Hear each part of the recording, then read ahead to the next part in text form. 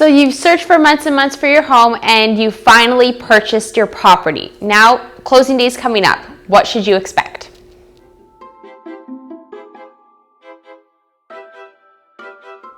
So a few days prior to your closing date, you're going to meet up with your lawyer and sign a ton of paperwork.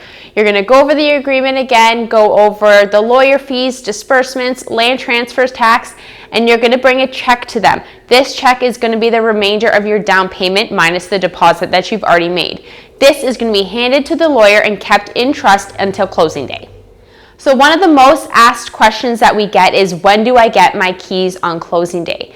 So as per the agreement, you won't get the keys until later in the day around 6 p.m. Sometimes it's earlier, but we always just say 5 or 6 just to be safe. So you're not going to want to book your movers at 9 a.m. that morning because you won't have access to the property.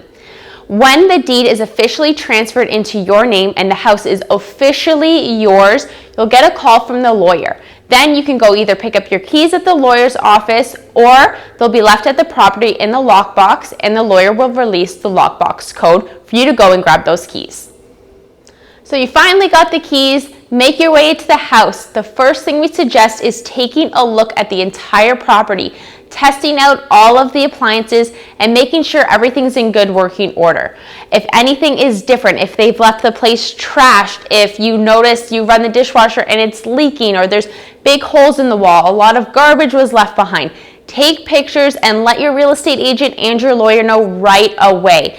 We want to know about this all on closing day. So overall, buying a house can be very stressful and leading up to the move-in and closing day can be very overwhelming. But as your agents, we're here for you to answer any questions, or if anything does go wrong on closing day, make sure you reach out to your real estate agent. We make sure we check in on the day of closing and 2 weeks after you move in just to make sure everything's still going great. And as always, if you have any questions about buying or selling, reach out to us anytime.